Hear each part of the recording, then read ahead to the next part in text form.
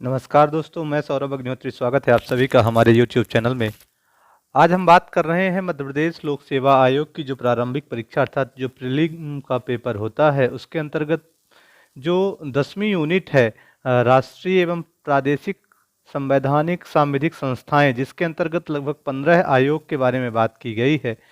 तो उन 15 आयोग में, जिनमें भारत निर्वाचन आयोग, राज्य निर्वाचन आयोग, संघ लोक सेवा आयोग यानी यूपीएससी, एमपीपीएससी और सीएजी हो गया आपका, नीति आयोग, मानवाधिकार आयोग, महिला आयोग, बाल संरक्षण आयोग, अनुसूचित जाति और अनुसूचित जनजाति आयोग, पिछड़ा वर्ग आयोग, उसके अलावा सूचना आयोग, सतर्कता आयोग, एनजीटी और खाद्य संरक्षण आयोग। तो ये कुछ 15 आयोग दिए गए हैं। तो इनमें किस तरीके से प्रश्न पूछे जा सकते हैं उनके बारे में आज हम चर्चा करेंगे। लगभग 200 प्रश्नों की हम चर्चा करेंगे। तो हम चाहेंगे कि आप इन 200 प्रश्नों को तैयार रख लीजिए। हो सकता है आपके लिए थोड़ा इजी हो, लेकिन पेपर में इसी तरीके के प्रश्न पूछे जाते हैं। ठीक है, तो स्टार्ट करते हैं आज हम इन प्रश्नों के बारे में। ध्यान से देखिएगा और अच्छे से पढ़िएगा इसको। यहाँ पर पहला प्रश्न है कि राज्य निर्वाचन आयुक्त को किसकी सलाह पर उसके पद से हटाया जाता है। तो यहाँ पे 4 ऑप्शन दिए गए हैं: विधि मंत्री, राज्यपाल, मुख्य निर्वाचन आयुक्त और उच्चतम न्यायालय के मुख्य न्यायाधीश। तो ध्यान रखिएगा, यहाँ पर मुख्य निर्वाचन आयुक्त की सलाह पर ही राज्य निर्वाचन आयुक्त को हटाया जा सकता है। ठीक है, उसके बाद यहाँ पर अगला क्वेश्चन हम देखते हैं कि भारतीय संविधान में मुख्य निर्वाचन आयुक्त के लिए क्या योग्यता निर्धारित की गई है। तो यहाँ पर ध्यान रखिएगा, यहाँ पर ऐसी कोई योग्यता निर्धारित नहीं है, इसीलिए इसका आंसर देखिए ना 35 वर्ष है ना, ठीक है, ना यहाँ पे ये रखा गया है कि वह भारत का नागरिक हो, उसे उच्च न्यायालय के वकील के तौर पर 5 साल की वकालत का अनुभव हो, या फिर वह एक अच्छा नागरिक हो। ऐसी कोई भी यहाँ पे क्राइटेरिया डिसाइड नहीं किया गया है संविधान में। ठीक है, उसके बाद मुख्य निर्वाचन आयुक्त की नियुक्ति किसके द्वारा की जाती है। तो ध्यान रखिएगा, संवैधानिक पद है, अगर केंद्र का मैटर है तो नियुक्त करेगा भारत का राष्ट्रपति हर केस में। ठीक है, अगर ऐसा क्वेश्चन आएगा तो आपको आंसर टिक करना है भारत का राष्ट्रपति। और कुछ संवैधानिक पद ऐसे होते हैं, अगर राज्य का केस है उसमें नियुक्त करता है राज्यपाल। तो यहाँ पर मुख्य निर्वाचन आयुक्त की जो नियुक्ति होती है तो संसद, प्रधानमंत्री, केंद्रीय विधि मंत्री और भारत के राष्ट्रपति के जो ये 4 ऑप्शन दिए गए हैं उनमें नियुक्त करेंगे भारत के राष्ट्रपति। उसके बाद अगला क्वेश्चन है, भारत के प्रथम मुख्य निर्वाचन आयुक्त कौन थे। तो ध्यान रखिएगा, सुकुमार सेन जी थे। ठीक है, अब यहाँ पर ये क्वेश्चन आया है प्रथम मुख्य निर्वाचन आयुक्त। तो अभी तक जितने लोग मुख्य निर्वाचन आयुक्त बन चुके हैं उनसे संबंधित क्वेश्चन पूछे जा सकते हैं। हो सकता है यहाँ पे वर्तमान भी पूछ ले, उसके अलावा ये भी पूछ दे कि कौन मुख्य निर्वाचन आयुक्त नहीं था, तो उस क्वेश्चन को भी आपको रेडी रखना है। ठीक है, उसके बाद भारत में वर्तमान समय में मुख्य निर्वाचन आयुक्त कौन है। तो ध्यान रखिएगा, सुनील अरोड़ा। ठीक है, तो जब सुनील अरोड़ा का नाम आ चुका है, वर्तमान पूछ दिया, उसके अलावा पहले कौन थे, तो अब अगला क्वेश्चन ऐसा भी हो सकता है कि कौन नहीं था। तो वर्तमान समय में कौन है, ध्यान रखिएगा, सुनील अरोड़ा। अभी ये भी ध्यान रखना है कि ये कौन से क्रम के थे। ठीक है, और सुनील अरोड़ा का क्रम कौन सा है ये भी हो सकता है, तो आपको ध्यान रखना है। तो वर्तमान समय में सुनील अरोड़ा कौन से क्रमांक के मुख्य निर्वाचन आयुक्त हैं, ये क्वेश्चन पूछा गया है। तो आपको ध्यान रखिएगा कि ये 23वें नंबर के हैं। तो 22 कौन थे इनके पहले, पहला नंबर तो आपको सुकुमार सेन पता है। ठीक है, जब भी 4 ऑप्शन आया करें तो मान लीजिए पहले उन 4 ऑप्शन के बारे में देख लिया करिए। क्वेश्चन को ऐसे याद करना है कि उनका क्रम कौन सा था और वो किस सन में थे, तो जिससे आपको एक ही बार में सारी चीजें क्लियर हो जाएं। तो इनका क्रम कौन सा है, तो 23वां है सुनील अरोड़ा का। उसके बाद प्रथम बार राष्ट्रीय मतदाता दिवस कब मनाया गया था। तो ध्यान रखिएगा, प्रथम बार जो राष्ट्रीय मतदाता दिवस 25 जनवरी को मनाया गया वह 2011 में मनाया गया था। तो क्वेश्चन पूछा जाता है कि राष्ट्रीय मतदाता दिवस कब मनाया जाता है। तो 25 जनवरी को राष्ट्रीय मतदाता दिवस मनाया जाता है। पहली बार कब मनाया गया था, तो पहली बार सन 2011 में मनाया गया था। ठीक है, बहुत महत्वपूर्ण क्वेश्चन है, याद रखिएगा इसको। फिर भारत के संविधान में चुनाव आयोग का वर्णन किया गया है।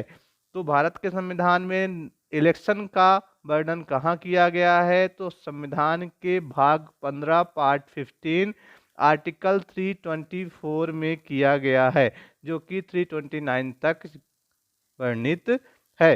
उसके बाद ध्यान रखिएगा, निर्वाचन आयोग के सदस्यों की संख्या बढ़ाने या कम करने की शक्ति किसमें निहित होती है? ये क्वेश्चन सबसे ज़्यादा कंफ्यूजिंग है। बच्चे संसद और राष्ट्रपति में कंफ्यूज रहते हैं। तो राष्ट्रपति को निहित होती है शक्तियां, क्योंकि उसमें लिखा हुआ है राष्ट्रपति समय समय पर पद बढ़ा सकता है। ठीक है। फिर पहली बार निर्वाचन आयोग को बहुसदस्यीय किया गया था। तो यहाँ पर ध्यान रखिएगा, 16 अक्टूबर 1989 को पहली बार निर्वाचन आयोग को बहुसदस्यीय किया गया था। ठीक है। उसके बाद निर्वाचन आयोग के अध्यक्ष एवं सदस्यों का कार्यकाल कितना होता है? तो यहाँ पर ध्यान रखना है 6 वर्ष या 65 वर्ष, जो भी पहले हो जाए। ठीक है। ऐसा नहीं है कि कोई इंसान 62 की एज में बना है तो वो फिर 6 साल 68 में रिटायर होगा, नहीं, 65 में फिर वो रिटायर हो जाएगा, जो भी पहले हो जाए। ठीक है। उसके बाद निर्वाचन आयोग के अध्यक्ष व सदस्यों के वेतन भत्ते वही होंगे जो, तो ध्यान रखिएगा, जो उच्चतम न्यायालय के न्यायाधीश के होते हैं। ठीक है। और हटाने की प्रक्रिया भी वैसी ही होती है।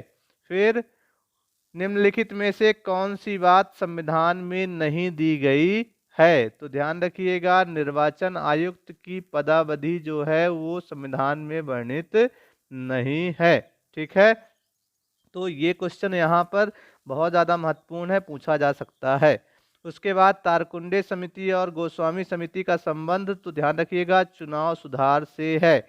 वहीं मतदाता की उम्र 21 से 18 कब की गई है? तो ये भी ध्यान रखिएगा, 61वें संविधान संशोधन में की गई थी। ठीक है। तो मतदान की उम्र 21 से घटाकर 18 वर्ष 1989 में की गई थी। फिर परिसीमन आयोग का अध्यक्ष कौन होता है? तो ध्यान रखिएगा, मुख्य चुनाव आयुक्त जो होता है, चीफ इलेक्शन कमिश्नर ही परिसीमन आयोग का अध्यक्ष होता है। बहुत बार पूछा गया क्वेश्चन है। ठीक है। उसके बाद अगला क्वेश्चन है कि कौन सा कार्य निर्वाचन आयोग का नहीं है? तो ध्यान रखिएगा, इन 4 ऑप्शन में से किसी राज्य में स्वतंत्र एवं निष्पक्ष चुनाव के लिए अनुकूल दशा न होने पर राष्ट्रपति शासन लगाए जाने की संस्तुति करना, ये निर्वाचन आयोग का कार्य नहीं होता है। ठीक है। फिर अगला क्वेश्चन है कि किस संविधान संशोधन अधिनियम के द्वारा भारत निर्वाचन आयोग को स्थापित किया गया था?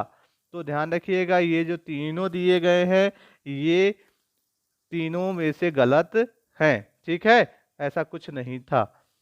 फिर राज्य निर्वाचन आयुक्त का दर्जा किसके समक्ष होता है?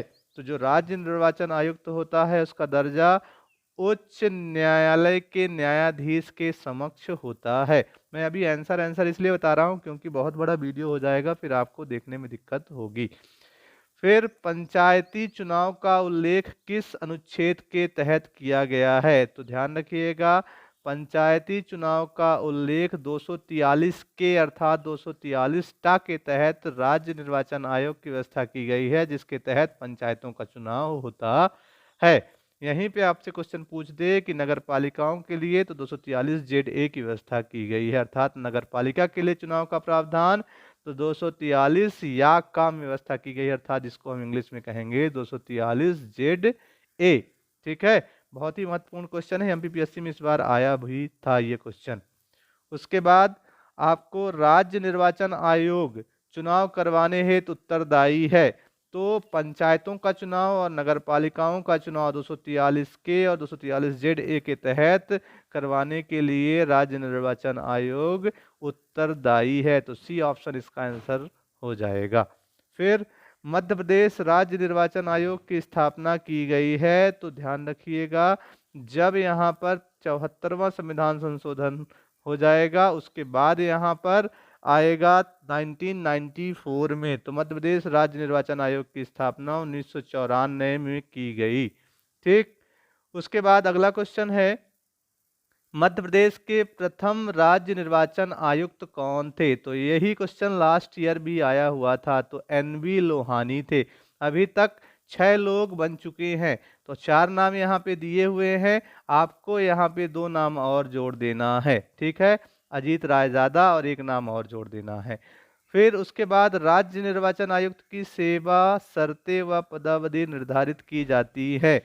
तो राज्य निर्वाचन आयुक्त की सेवा शर्तें व पदावधि राज्यपाल द्वारा निर्धारित की जाती है, अर्थात service condition and term of office कौन डिसाइड करेगा? तो गवर्नर। फिर अब हम बात करेंगे संघ लोक सेवा आयोग की। तो संघ लोक सेवा आयोग की जब भी हम बात करेंगे तो उसके बारे में थोड़ा सा हम बताएंगे, फिर स्टार्ट करते हैं क्वेश्चन के बारे में। तो एक्ट 1919 के तहत संघ लोक सेवा आयोग की व्यवस्था की गई थी, अर्थात ये कहा गया था कि भारत में एक लोक सेवा आयोग होना चाहिए, जिसके तहत 1 अक्टूबर 1926 को संघ लोक सेवा आयोग का गठन किया गया। तो यहाँ पर पहला ही क्वेश्चन यहाँ पर पूछा जा सकता है कि किस एक्ट के तहत, तो आप बताएंगे एक्ट 1919 के तहत। और दूसरा क्वेश्चन आएगा कि संघ लोक सेवा आयोग का गठन किस वर्ष हुआ है? तो 1 अक्टूबर 1926 को संघ लोक सेवा आयोग का गठन किया गया था। उसके बाद इसे संविधान के भाग 14 में रखा गया है।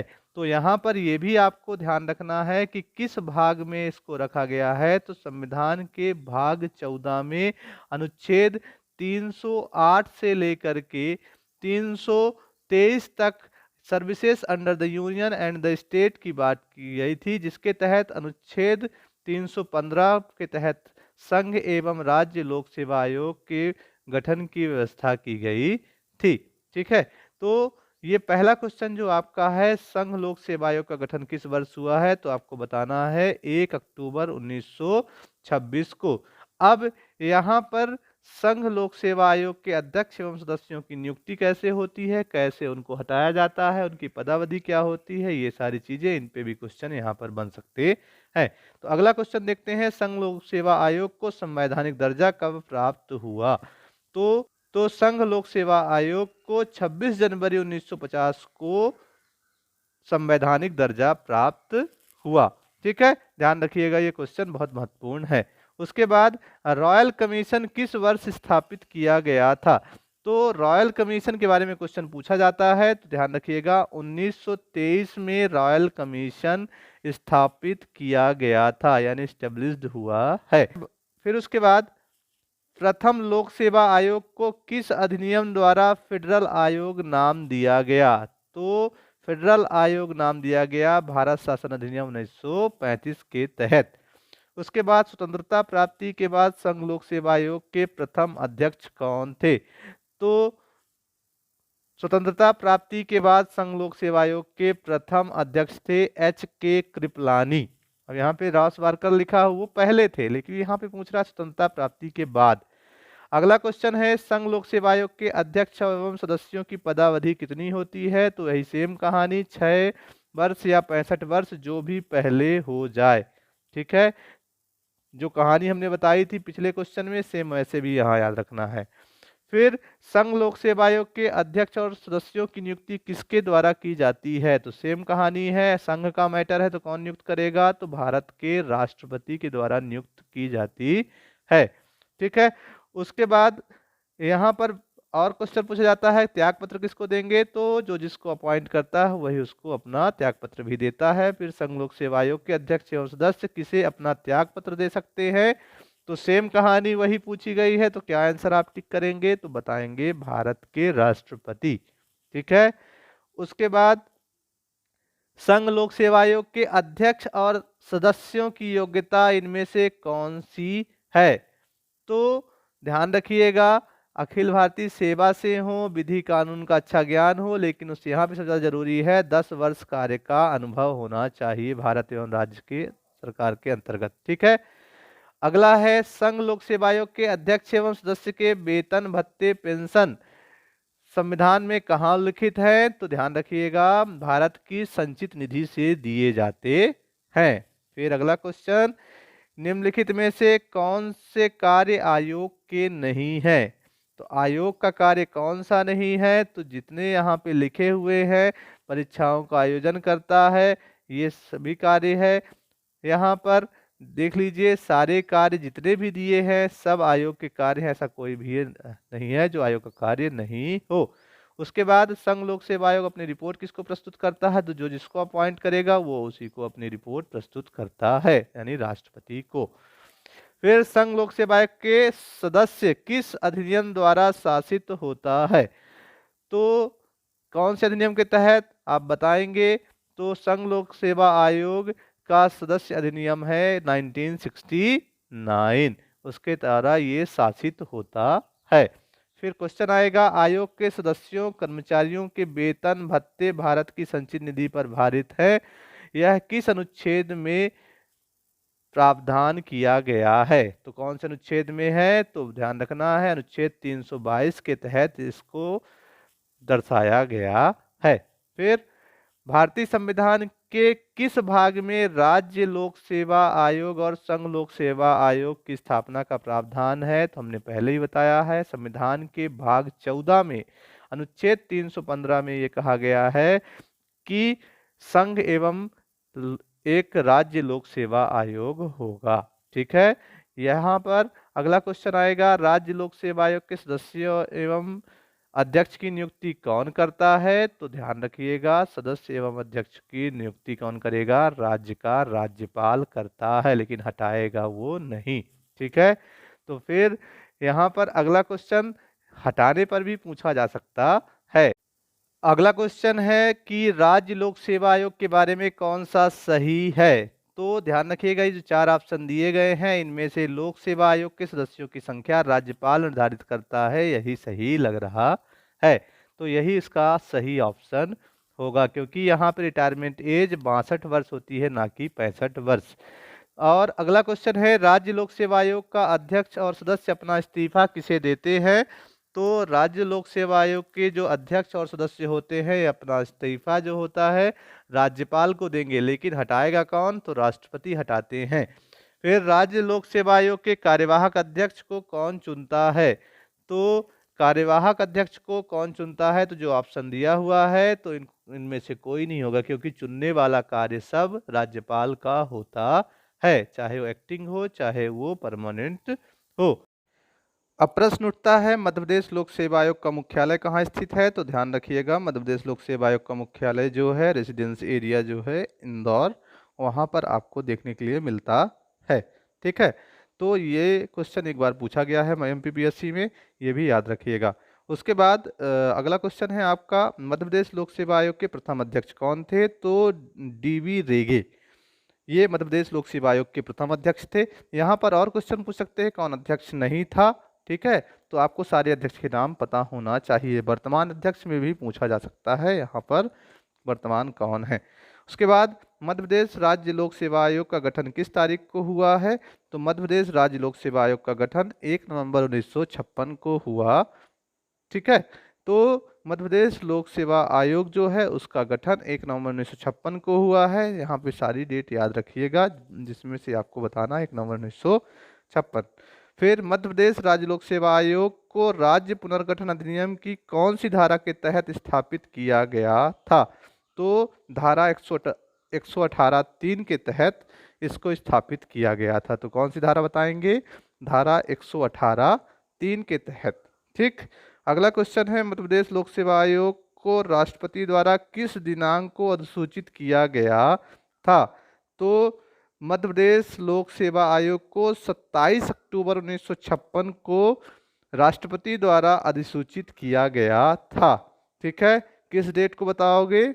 तो यहाँ पे 1 नवंबर 56 भी रहेगा, 27 अक्टूबर 1956, तो 27 अक्टूबर 1956। फिर मध्य प्रदेश लोक सेवा आयोग को किस राष्ट्रपति द्वारा सूचित किया गया था? तो उस टाइम राष्ट्रपति कौन रहेंगे? तो डॉक्टर राजेंद्र प्रसाद। तो डॉक्टर राजेंद्र प्रसाद जी के द्वारा मध्य प्रदेश लोक सेवा आयोग को अधिसूचित किया गया था। बहुत महत्वपूर्ण क्वेश्चन है, याद रखिएगा। ठीक है। उसके बाद अगला क्वेश्चन है, मध्य प्रदेश लोक सेवा आयोग के अध्यक्ष एवं सदस्यों को पद से हटाने की शक्ति किसमें निहित होती है? तो मैंने पहले ही बताया है, नियुक्ति करेंगे राज्यपाल, हटाएंगे राष्ट्रपति। तो किसमें निहित होती है हटाने की शक्ति? तो बताना है आपको, भारत के राष्ट्रपति के अंदर निहित होती है। फिर अगला क्वेश्चन है आपका, भारतीय संविधान के किस अनुच्छेद के तहत आयोग के सदस्यों की बर्खास्तगी एवं निलंबन का प्रावधान है? तो अनुच्छेद 317 के तहत निलंबन का। उसके बाद किस अनुच्छेद के अनुसार राज्य लोक सेवा आयोग अपना प्रतिवेदन राष्ट्रपति या राज्यपाल को सौंपता है? तो प्रतिवेदन की बात करें अर्थात रिपोर्ट की बात करें तो अनुच्छेद 323 के तहत अपना प्रतिवेदन राष्ट्रपति या राज्यपाल को सौंपता है। उसके बाद आपको अगला क्वेश्चन, मध्य प्रदेश लोक सेवा आयोग के अध्यक्ष एवं सदस्यों की नियुक्ति किस अनुच्छेद के द्वारा किया गया है?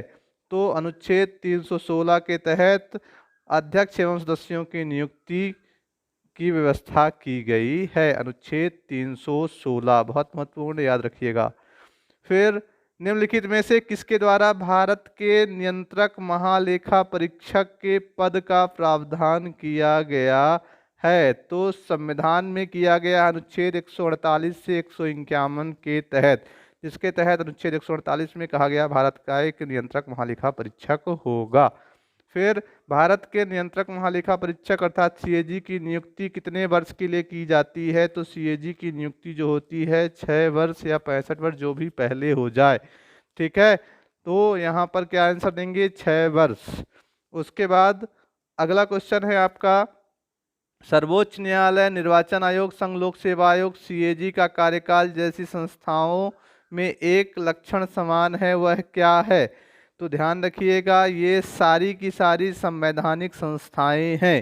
ठीक है, ये बहुत महत्वपूर्ण क्वेश्चन है, ऐसा आ सकता है, सारी संवैधानिक संस्थाएं हैं। फिर भारत के सीएजी लेखा जोखा संबंधी अपनी रिपोर्ट किसको प्रस्तुत करते हैं? तो ध्यान रखिएगा, अनुच्छेद 151 के तहत भारत के राष्ट्रपति को सीएजी अपनी रिपोर्ट प्रस्तुत करते हैं। इस साल का सबसे महत्वपूर्ण क्वेश्चन है, पूछा जा सकता है। ठीक है, उसके बाद यहाँ पर सीएजी की प्राप्तियों और व्यय का लेखा परीक्षा नहीं करते हैं। तो किसकी व्यय का लेखा परीक्षा नहीं करते हैं? तो स्थानीय निकाय जो होता है उसका लेखा परीक्षा नहीं करते हैं सीएजी। फिर भारत के सीएजी को पद से केवल किसके द्वारा हटाया जा सकता है? तो ध्यान रखना है, सीएजी को हटाने की जो प्रक्रिया होती है वैसी होती है जैसे उच्चतम न्यायालय के न्यायाधीश को हटाते हैं। तो संसद के दोनों सदन के द्वारा पास करने के बाद राष्ट्रपति के द्वारा हटाया जाता है, ये प्रक्रिया होती है। लेकिन आंसर क्या टिक करेंगे कि उसी रीत से और उन आधारों पर, जिस रीत से जिन आधारों पर उच्चतम न्यायालय के न्यायाधीश को हटाते हैं। ठीक है, ये क्वेश्चन याद रखिएगा, बहुत ही महत्वपूर्ण है। उसके बाद निम्नलिखित में से किन सेवानिवृत्त पदाधिकारियों को सरकार के अधीन किसी पद पर नियुक्त करना प्रतिबंधित है? तो कंट्रोलर एंड ऑडिटर जनरल अर्थात सीएजी को किसी दूसरे पद में नियुक्त करना प्रतिबंधित किया गया है। उसके बाद भारत के सीएजी द्वारा प्रस्तुत प्रतिवेदन के आधार पर कौन सी समिति कार्य करती है? तो सीएजी का मित्र भी उसे कहा जाता है जिसे हम कहते हैं लोक लेखा समिति। तो लोक लेखा समिति कार्य करती है, अर्थात हम बात कर रहे हैं पब्लिक अकाउंट कमेटी अर्थात पीएसी की।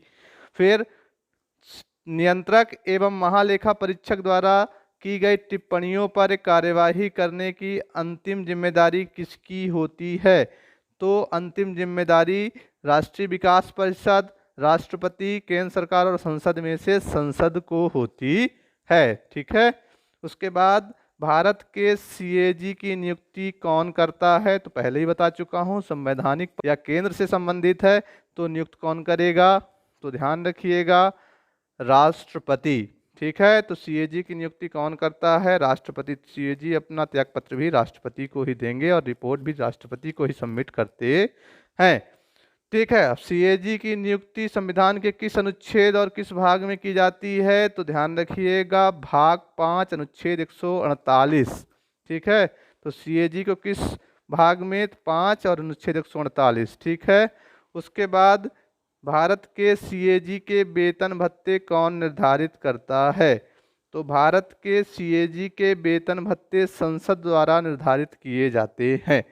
ठीक है, तो यहाँ पर ये सबसे ज़्यादा कंफ्यूजिंग क्वेश्चन है, बच्चों को परेशान करेगा। बच्चे राष्ट्रपति टिक कर सकते हैं इसको, तो आपको आंसर टिक करना है संसद। फिर उसके बाद भारत के सीएजी के वेतन भत्ते किस अधिनियम द्वारा निर्धारित किए गए हैं?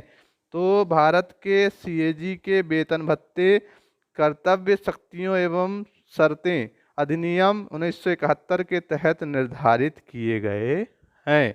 ठीक है, अगला क्वेश्चन है, भारत का सीएजी अपना त्यागपत्र किसको देता है? तो मैंने पहले ही बताया है, जो जिसको अपॉइंट करेगा वो अपना रिपोर्ट उसी को सबमिट करेगा और अपना त्यागपत्र भी उसी को देगा। तो भारत का सीएजी अपना त्यागपत्र भारत के राष्ट्रपति को देता है। तो यहाँ पर और भी बहुत महत्वपूर्ण क्वेश्चन पूछ सकते हैं, कौन पहला सीएजी था, अभी तक कितने सीएजी बन चुके हैं। ठीक है, फिर भारत का सीएजी किस अनुच्छेद के तहत केंद्र सरकार के लेखा संबंधित रिपोर्ट राष्ट्रपति महोदय को देते हैं? तो ध्यान रखिएगा, अगर केंद्र से संबंधित है तो अनुच्छेद 151 के तहत राष्ट्रपति को, और राज्य से संबंधित है तो अनुच्छेद 151 के तहत राज्यपाल को अपनी रिपोर्ट सबमिट करता है सीएजी। ठीक है, फिर भारत का सीएजी किसी कर, व्यय, शुल्क, आगमों का निर्धारण और प्रमाणन किस अनुच्छेद के अनुसार करता है? तो ये क्वेश्चन बहुत ही ज़्यादा महत्वपूर्ण है। तो अनुच्छेद 279 अर्थात आर्टिकल 279 के तहत उसका प्रमाणन करता है। फिर लेखा परीक्षा बोर्ड की स्थापना कब की गई थी? तो 1968 में लेखा परीक्षा बोर्ड की स्थापना की गई थी। बहुत ही महत्वपूर्ण क्वेश्चन है, याद रखिएगा। फिर भारत के सीएजी के कार्य एवं शक्तियाँ, यह लास्ट ईयर एमपीपीएससी में पूछा गया क्वेश्चन था, किस अनुच्छेद में है? तो अनुच्छेद 149 में है। वहीं पे सीएजी जो है अकाउंट्स के जो फॉर्म होते हैं डिसाइड करता है अनुच्छेद 150 के तहत। ठीक है, ये क्वेश्चन भी पूछा जा सकता है। ठीक, फिर Indian audit and accounts department की स्थापना किस वर्ष की गई थी? तो 1753 में, 1753 में Indian audit and account department की स्थापना की गई थी। ठीक है, 1753। फिर भारत के प्रथम सीएजी कौन थे? तो भारत के प्रथम सीएजी बी नरहरि राव थे। 14 लोग अभी तक बन चुके हैं। ठीक है, वर्तमान में गिरीश चंद्र मुर्मू हैं। तो उन 14 लोगों के नाम यहाँ पर याद रखना है, जिसमें से सारे नाम आपको पता होना चाहिए। वर्तमान समय में कौन है? तो श्री गिरीश चंद्र मुर्मू। ठीक है, ये उसके अलावा यहाँ 3 नाम और दिए हुए हैं, तो इन तीनों नाम को आपको देख लेना है। ये तीनों नाम भी सीएजी रह चुके हैं। तो कौन किसके बाद रह चुका है, ये क्रम आपको याद रखना है। अब बात करेंगे नीति आयोग के बारे में। तो योजना आयोग की जगह 1 जनवरी 2015 को नीति आयोग की स्थापना की गई। तो पहला ही क्वेश्चन यहाँ पे पूछा गया कि नीति आयोग के वर्तमान सीईओ कौन है?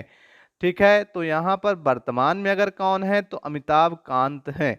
लेकिन यहाँ पर पहले कौन थे, पहला अध्यक्ष कौन होता है, कौन इसमें शामिल होता है, कौन नहीं शामिल होता है, ये सारी चीज़ें इसमें आपको ध्यान देना पड़ेगा। ठीक है, तो नीति आयोग वर्तमान में सबसे ज़्यादा महत्वपूर्ण टॉपिक है पेपर के लिए। ठीक, तो अगला क्वेश्चन है, नीति आयोग के बारे में कौन सा कथन सही है? तो चारों जब ऑप्शन आप पढ़ते हैं तो इसका गठन कब किया गया है? ठीक है, और नीति आयोग जो है ये किस रूप में कार्य करता है? तो ये भारत सरकार का एक थिंक टैंक के रूप में कार्य करता है। फिर नीति आयोग की स्थापना किस वर्ष हुई है? तो मैंने अभी पहले ही बता दिया है, 1 जनवरी 2015 को इसकी स्थापना की गई है। तो डेट कई सारी रहेंगी, लेकिन आपको एक ही याद रखना है, 1 जनवरी 2015। फिर निम्नलिखित में से कौन नीति आयोग की गवर्निंग काउंसिल का हिस्सा है? तो गवर्निंग काउंसिल का हिस्सा कौन है? तो ध्यान रखिएगा, सभी राज्यों के मुख्यमंत्री, दिल्ली पुदुचेरी के मुख्यमंत्री, अंडमान निकोबार द्वीप समूह के उपराज्यपाल, ये सभी लोग उसके हिस्से में आते हैं। फिर उसके बाद अगला आएगा, कौन सा कार्य नीति आयोग का नहीं है? तो ध्यान रखिएगा, भारत की पंचवर्षीय योजनाओं को अंतिम स्वीकृति प्रदान करता है, ये उसका कार्य नहीं होता है। ठीक है, कुछ कार्य एनडीसी के लिए भी होना चाहिए। ठीक है, तो अगला क्वेश्चन है, नीति आयोग के बारे में निम्नलिखित में से क्या मेल नहीं है? तो क्या मेल नहीं है? तो नरेंद्र मोदी इसके अध्यक्ष, सही है। ठीक है, नीति आयोग का प्रधान कार्यालय दिल्ली, ये सही है। पेरेंट एजेंसी जो है भारत सरकार, ये सही है। तो चौथा जो है वो सही नहीं है। ठीक, अब अगला क्वेश्चन है कि निम्नलिखित में से सूचकांक या इंडेक्स नीति आयोग द्वारा प्रकाशित किए जाते हैं। तो कौन कौन से इंडेक्स नीति आयोग द्वारा प्रकाशित किए जाते हैं? तो जितने composite water index, SDG, is of living और इंडिया इनोवेशन इंडेक्स, ये सारे के सारे इंडेक्स जो हैं किसके द्वारा जारी किए जाते हैं? तो नीति आयोग के द्वारा जारी किए जाते हैं। अब अगला क्वेश्चन आता है, इंडिया इनोवेशन इंडेक्स 2019 में मध्य प्रदेश की कौन सी रैंक थी? तो इसमें मध्य प्रदेश की 14वीं रैंक थी। ये क्वेश्चन सबसे ज़्यादा महत्वपूर्ण है नीति आयोग से संबंधित, अगर याद रखना है, और बाकी इंडेक्स आपको सब याद भी रखना पड़ेगा। नीति आयोग के प्रथम अध्यक्ष कौन है? तो ध्यान रखिएगा, नीति आयोग का अध्यक्ष कौन होता है? तो प्रधानमंत्री, जैसे योजना आयोग का अध्यक्ष प्रधानमंत्री होता था, तो वैसे ही नीति आयोग का अध्यक्ष भी प्रधानमंत्री, तो नरेंद्र मोदी जी। ठीक है, उसके बाद नीति आयोग के वर्तमान समय में उपाध्यक्ष कौन है? तो वर्तमान समय में नीति आयोग के उपाध्यक्ष डॉक्टर राजीव कुमार हैं। सीईओ अलग याद रखना है, उपाध्यक्ष आपको अलग याद रखना है, कंफ्यूज नहीं होना है। यही सबसे ज्यादा कंफ्यूज होता है कि कौन उपाध्यक्ष था, कौन सीईओ था, ठीक, या कौन है। फिर नीति आयोग की इनमें से कौन सी विशेषज्ञता प्राप्त शाखाएं हैं? तो ध्यान रखिएगा, शोध शाखा, परामर्शदात्री शाखा, टीम इंडिया शाखा, ये सभी शाखाएं जो हैं इसकी विशेषज्ञ शाखाएं हैं। अब हम बात करेंगे राज्य मानव अधिकार आयोग के बारे में। ठीक है, राज्य मानव अधिकार की बात करें या राष्ट्रीय मानव अधिकार आयोग की बात करें, एनएचआरसी की बात करें, तो इसमें कौन अध्यक्ष रह चुका है, कौन नियुक्त करता है, कितना कार्यकाल होता है, ये सारी चीज़ें आपको याद रखना है। पिछली बार जो पेपर हुआ था उसमें जो अधिनियम था उसकी व्यवस्था की गई थी, इस बार इसमें व्यवस्था की गई है आयोग की। तो राष्ट्रीय मानव अधिकार का अध्यक्ष के रूप में किसे नियुक्त किया जा सकता है? तो ध्यान रखिएगा कि जो सुप्रीम कोर्ट का रिटायर्ड चीफ जस्टिस होता है वह इसका अध्यक्ष होता है, उसके साथ अन्य न्यायाधीश जो होते हैं वो इसका अध्यक्ष होते हैं। तो यहाँ पे ध्यान रखिएगा। ठीक है, उसके बाद राष्ट्रीय मानव अधिकार आयोग जो है यह एक प्रकार से सांविधिक निकाय है और एक बहु सदस्यीय संस्था है। ठीक है, इसका वर्णन यहाँ पे संविधान में नहीं है, एक अधिनियम के तहत है, इसीलिए इसमें ऐसी व्यवस्था की गई है।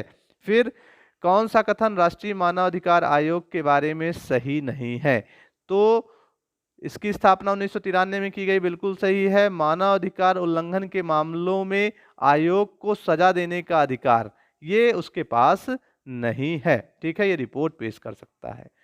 फिर राष्ट्रीय मानवाधिकार आयोग के अध्यक्ष का कार्यकाल कितने समय का होता है? तो पहले 5 होता था, अब इसका कार्यकाल 3 वर्ष या 70 वर्ष तक होता है, जो भी पहले हो जाए। ठीक है, ये रखा गया है। ठीक, पहले 5-70 होता था, उसको चेंज कर दिया गया है। फिर राष्ट्रीय मानवाधिकार आयोग के अध्यक्ष के लिए गठित समिति में शामिल नहीं होता है। तो गठित समिति जो होती है राष्ट्रीय मानवाधिकार आयोग के लिए अध्यक्ष की नियुक्ति के लिए, उसमें राष्ट्रपति शामिल नहीं होता है। ठीक है, बहुत महत्वपूर्ण क्वेश्चन है, इसको याद रखिएगा, पेपर में पूछा जा सकता है। फिर राष्ट्रीय मानवाधिकार आयोग का कभी भी अध्यक्ष नहीं रहा, तो आपको सारे अध्यक्ष के नाम याद रखने पड़ेंगे, जिसमें से जस्टिस पी सदाशिवम जो थे वो राष्ट्रीय मानवाधिकार आयोग के कभी भी अध्यक्ष नहीं थे। ठीक, फिर राष्ट्रीय मानवाधिकार आयोग की स्थापना कब की गई है? तो बहुत ही महत्वपूर्ण क्वेश्चन है। 12 अक्टूबर 1993 को राष्ट्रीय मानवाधिकार आयोग की स्थापना की गई। ठीक, कब की गई है ये फिर से सुन लीजिए, 12 अक्टूबर 1993। फिर राष्ट्रीय मानवाधिकार आयोग के प्रथम अध्यक्ष कौन थे? तो राष्ट्रीय मानवाधिकार आयोग के प्रथम अध्यक्ष जस्टिस रंगनाथ मिश्रा। बहुत महत्वपूर्ण क्वेश्चन है, पूछा गया क्वेश्चन है। जस्टिस रंगनाथ मिश्रा राष्ट्रीय मानवाधिकार आयोग के प्रथम अध्यक्ष थे। फिर इसमें कितनी बार संशोधन किया जा चुका है? तो अभी तक इसमें 3 बार संशोधन किया जा चुका है। ये क्वेश्चन पूछा जा सकता है। 3 टाइम्स इसमें जो है अमेंड किए जा चुके हैं। ठीक है, यानी संशोधित हो चुका है। उसके बाद राष्ट्रीय मानवाधिकार आयोग के अध्यक्ष व सदस्यों की नियुक्ति राष्ट्रपति एक उच्च स्तरीय समिति की सिफारिशों द्वारा करता है। उस समिति का जो अध्यक्ष होता है वह कौन होता है? तो भारत का प्रधानमंत्री उस समिति का अध्यक्ष होता है। ठीक, फिर राज्य मानवाधिकार आयोग के अध्यक्ष एवं सदस्यों की नियुक्ति किसके द्वारा की जाती है? तो राज्य मानवाधिकार के जो अध्यक्ष और सदस्य होते हैं उनकी नियुक्ति राज्यपाल द्वारा की जाती है। ठीक है, यहाँ पे राष्ट्रपति आपको टिक नहीं करना है। ठीक, फिर राष्ट्रीय मानवाधिकार आयोग के सदस्य के रूप में अन्य आयोग के अध्यक्ष भी शामिल होते हैं। ठीक है, तो कौन कौन से होते हैं? तो राष्ट्रीय महिला आयोग के अध्यक्ष, बाल अधिकार संरक्षण आयोग के अध्यक्ष, राष्ट्रीय अनुसूचित जाति एवं जनजाति आयोग के अध्यक्ष भी शामिल होते। बिल्कुल सही है। फिर मानवाधिकार की सार्वभौम घोषणा को संयुक्त राष्ट्र महासभा द्वारा कब अपनाया गया? तो 10 दिसंबर 1948 को अपनाया गया, इसीलिए 10 दिसंबर को राष्ट्रीय मानवाधिकार दिवस मनाया जाता है। अगला क्वेश्चन पूछा जाएगा कि निम्नलिखित में से कौन मानवाधिकार आयोग का सदस्य नहीं बन सकता है? तो जो लोकसभा का अध्यक्ष होता है वह नहीं बन सकता है। ठीक है, कानूनी ज्ञाता यानी न्यायालय से संबंधित होना चाहिए। उसके बाद 2019 में संशोधन के बाद राष्ट्रीय मानवाधिकार आयोग में अध्यक्ष के अतिरिक्त कितने सदस्य होते हैं? तो अध्यक्ष के अतिरिक्त 12 सदस्य होते हैं। ठीक है, बहुत महत्वपूर्ण क्वेश्चन है, पूछा जा सकता है क्योंकि अमेंडमेंट के थ्रू आया है। आयोग के सदस्य को किस धारा के अंतर्गत हटाया जाता है? तो धारा 5 के अंतर्गत हटाया जाता है। फिर अधिनियम की किस धारा में सदस्यों की पदावधि का वर्णन किया गया है? तो ध्यान रखिएगा, धारा 6 में पदावधि का वर्णन किया गया है। ठीक है, वहां पे हटाने की बात की गई, अब पदावधि की बात की गई। और आयोग के आदेश एवं विनिश्चय किसके द्वारा अधिप्रमाणित किए जाते हैं? तो किसके द्वारा किए जा सकते हैं? तो ध्यान रखिएगा, जो महासचिव होते हैं उनके द्वारा। ठीक, फिर आयोग इस अधिनियम के अंतर्गत शिकायतों की जांच करते समय किस न्यायालय की शक्तियां रखता है? तो जब वो शिकायतों की जांच करता है तब उसके पास सिविल कोर्ट की शक्तियां होती हैं।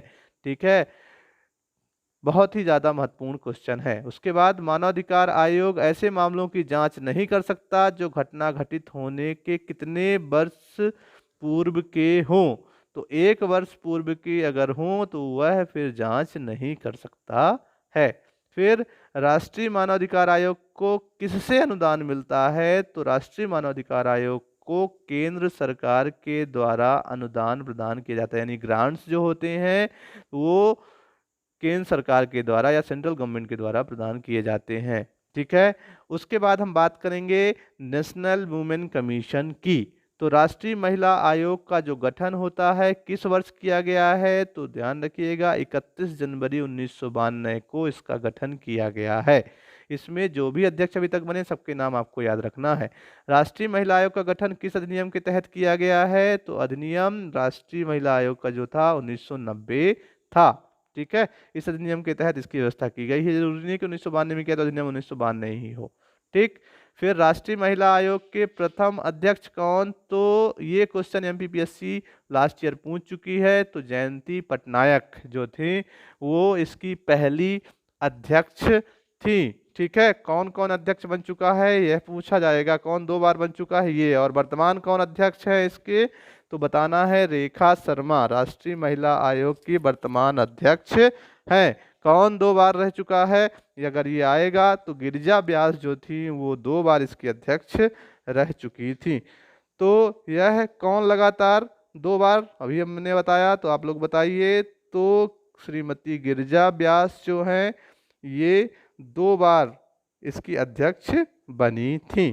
ठीक है।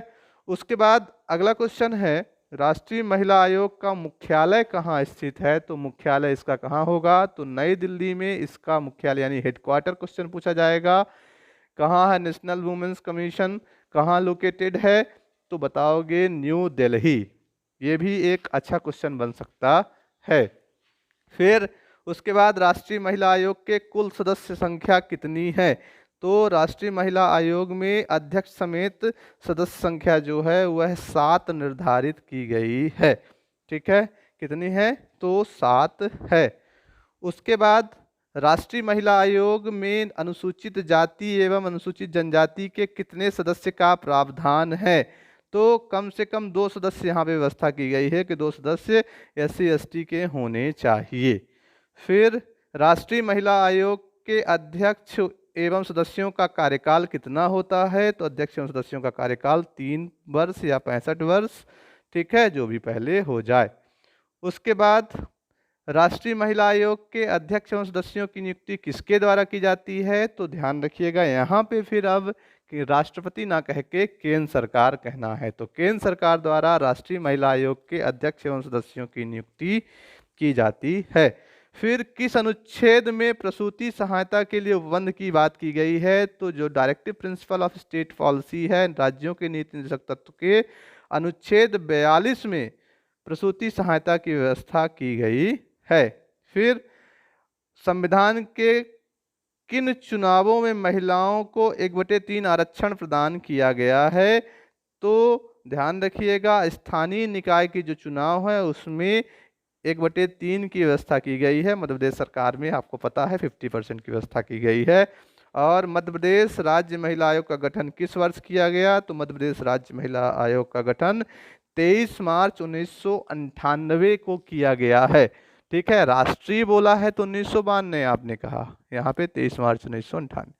फिर राष्ट्रीय महिला आयोग प्रतिवर्ष अपनी रिपोर्ट किसे सौंपता है? तो रिपोर्ट किसको सौंप करेगा? जो उसको नियुक्त करेगा केंद्र सरकार को। तो राष्ट्रीय महिला आयोग अपनी रिपोर्ट केंद्र सरकार को सौंपते हैं। ठीक है।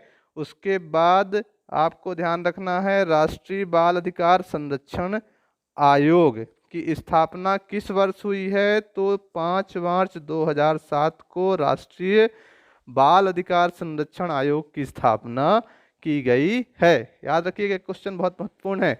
फिर राष्ट्रीय बाल अधिकार संरक्षण आयोग जो है ये क्या है? तो आपको बताना है कि यह सांविधिक निकाय है और बहुसदस्यीय निकाय है।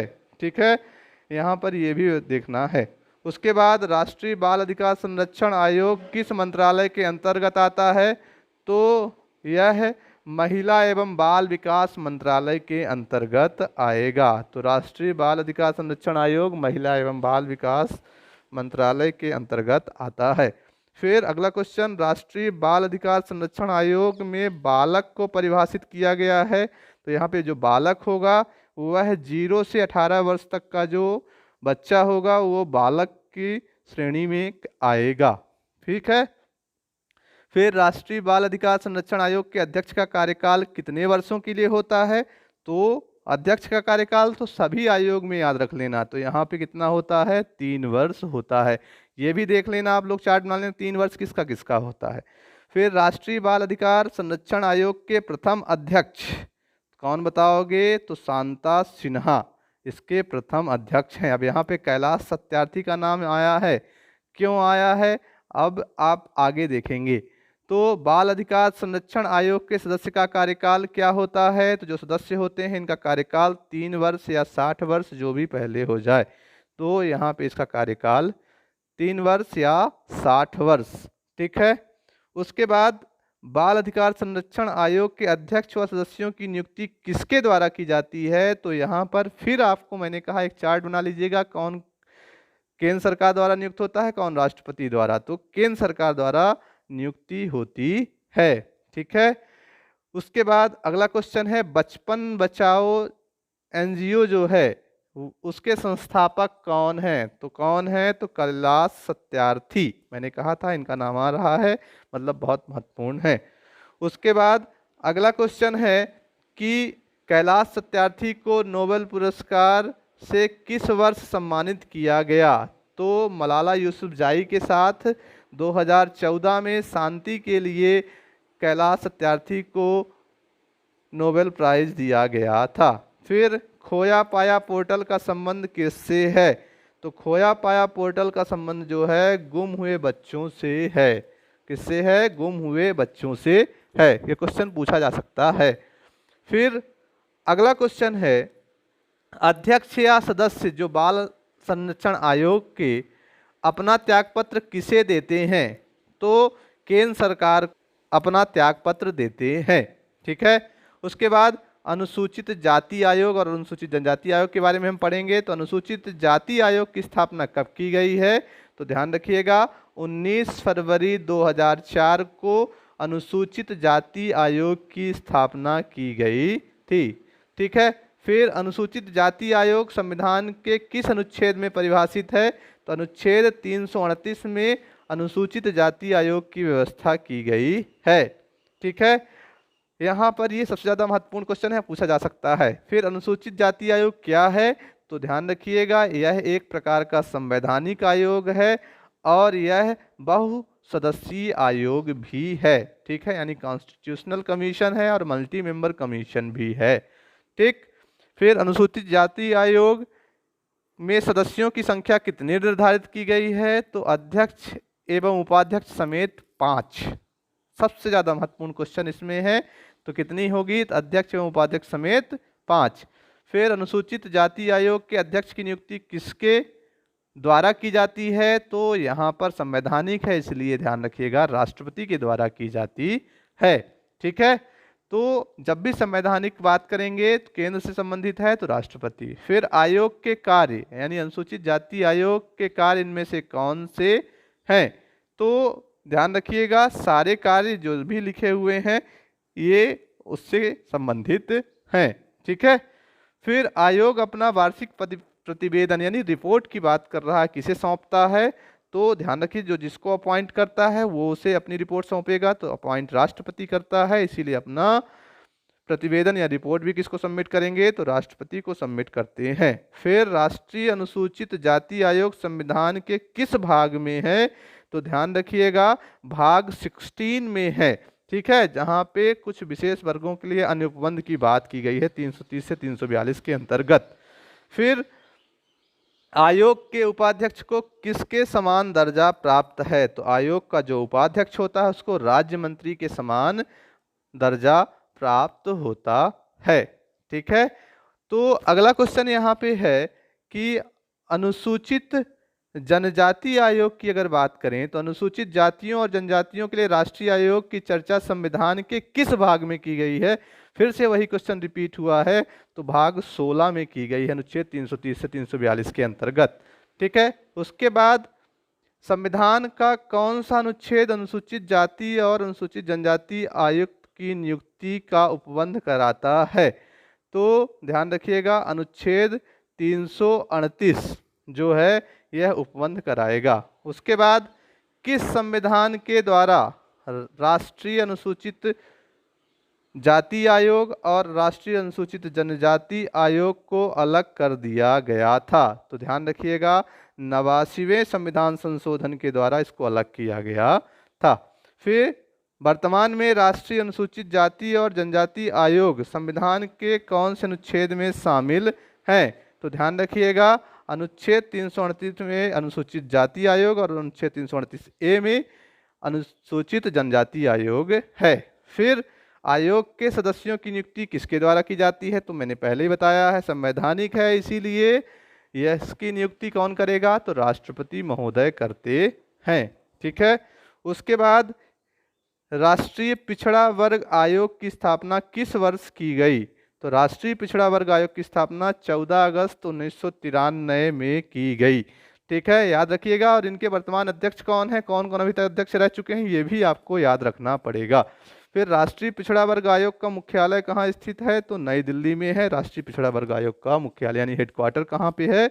तो नई दिल्ली में स्थित है।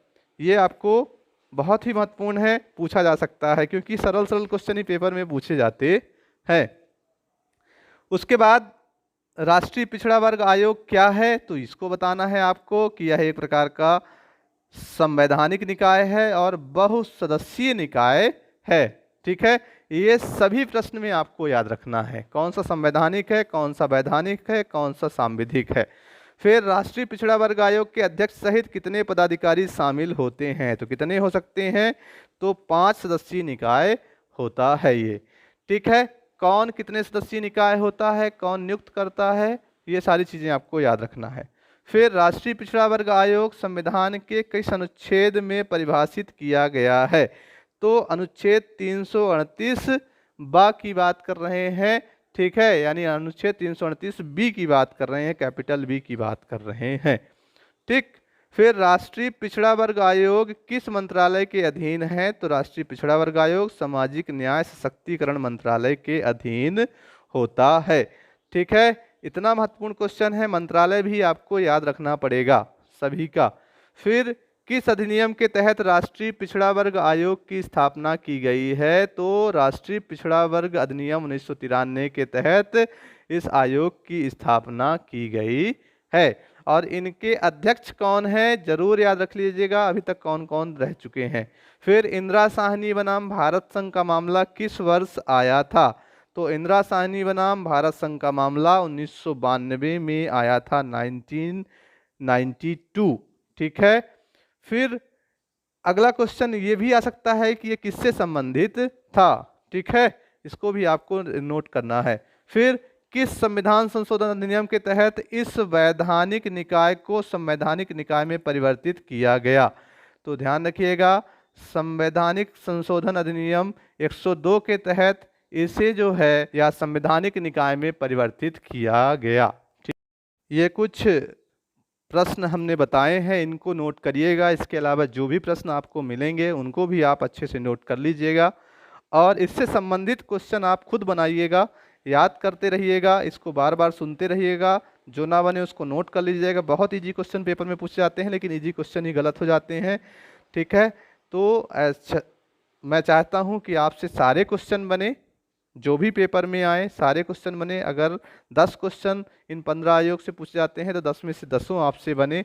तो सारे क्वेश्चन एक बार जरूर सुन लीजिएगा, बहुत महत्वपूर्ण है, स्किप मत करिएगा। और साथ ही साथ हमारे चैनल को सब्सक्राइब जरूर करिएगा। ख्याल रखिएगा अपना। ठीक है, सुरक्षित रहिए। धन्यवाद।